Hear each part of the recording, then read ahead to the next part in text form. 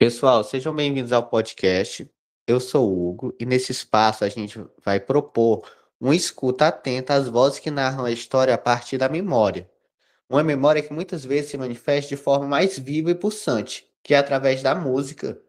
A gente vai estudar a história oral através de uma proposta em compreender como as canções populares, regionais ou mesmo as de alcance nacional podem funcionar como registros orais do tempo histórico.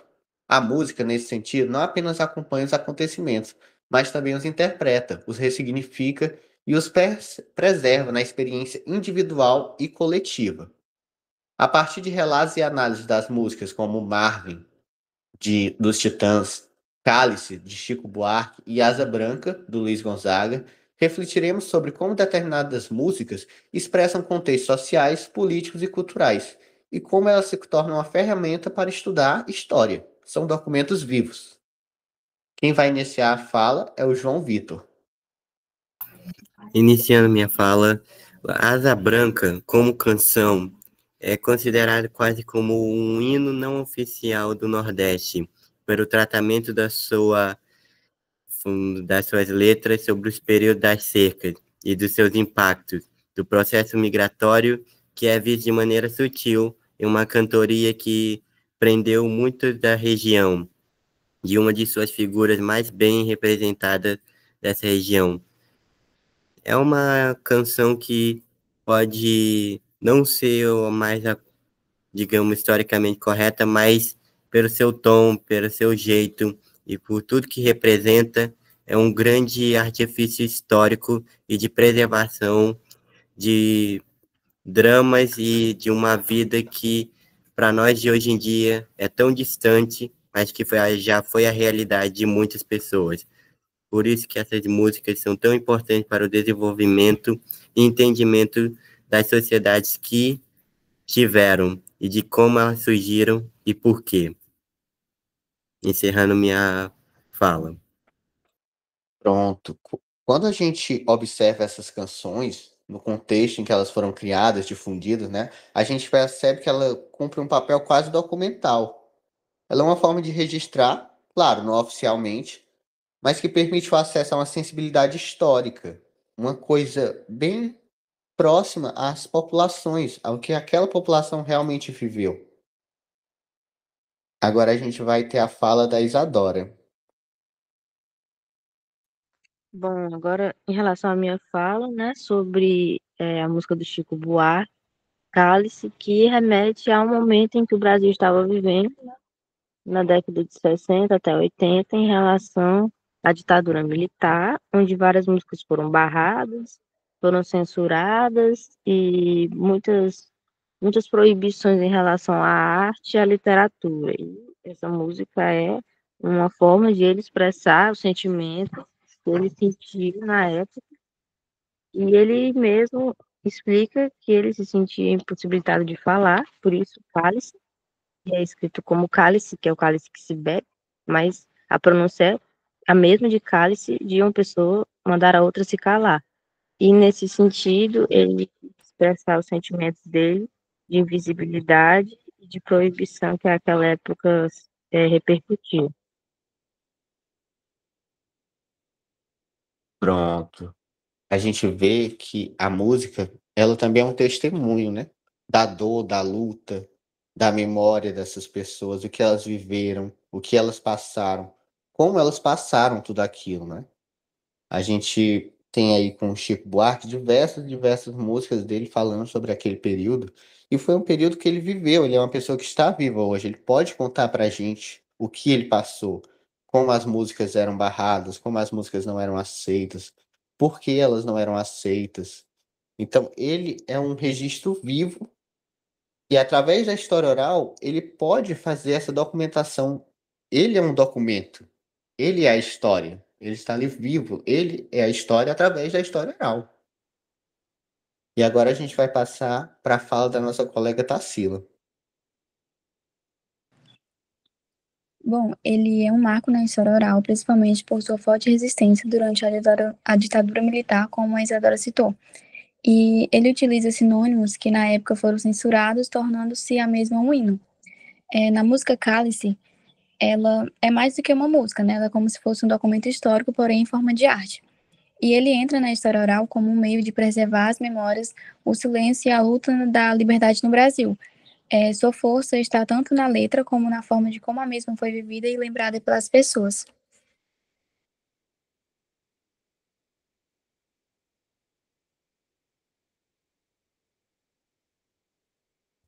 Pronto, eu queria citar também a música Marvin dos Titãs, que inclusive eu levei para aula o disco Go Back, onde essa música foi introduzida, e eu acho essa música uma das formas mais puras de narrar a história oral.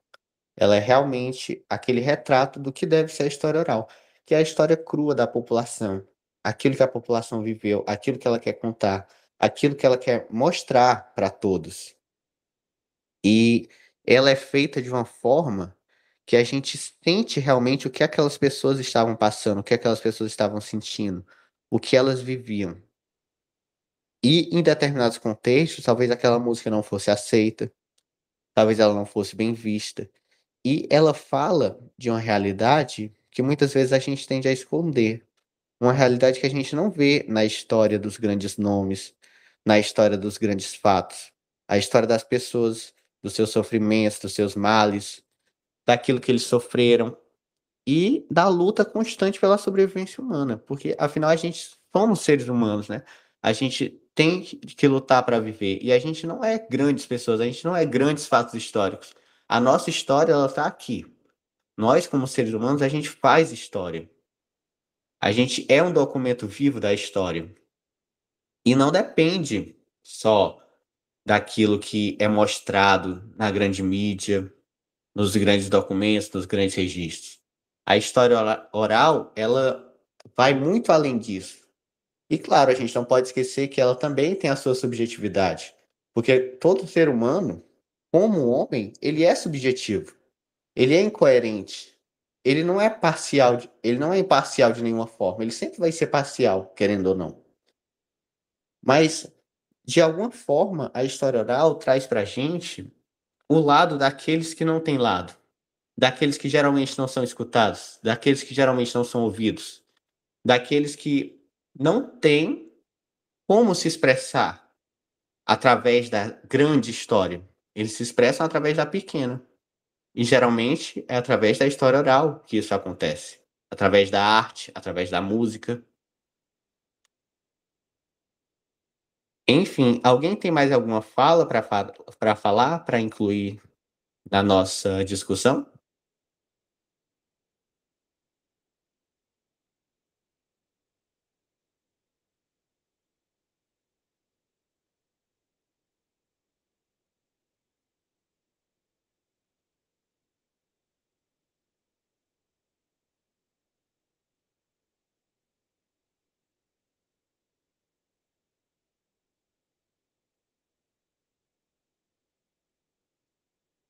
A, a história oral, ela é compreendida como todo tipo de história. Ela é bem abrangente, né? Já ela pode vir das famílias menores e menos afortunadas até as famílias mais burguesas.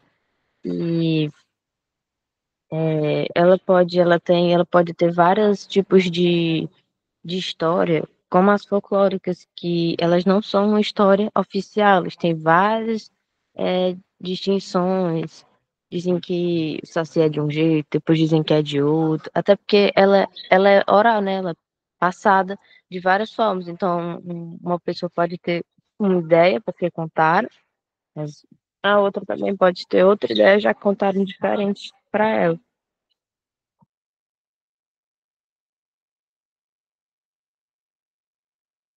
Pronto, realmente a gente tem um, um leque muito grande da história oral. A gente escolheu aqui algumas músicas históricas para comentar sobre esse tema, mas a história oral ela vai muito além da música, vai muito além da fala. Ela é uma gama muito grande e uma documentação enorme que pode ser feita através dessa história. Todas as pessoas que presenciaram algo, quantas pessoas que já não estão mais aqui, mas presenciaram e hoje tem a sua gravação feita, que é um documento importantíssimo para todos. Enfim, a história oral, ela faz parte do estudo da história. Ela é uma parte importantíssima. E, ao fim dessa discussão, eu espero que a gente possa entender como a música popular, quando escutada de uma forma crítica, funciona como uma fonte histórica, como um testemunho, como um registro de subjetividades. Marvin, Asa Branca, é ao mesmo tempo um documento e uma denúncia.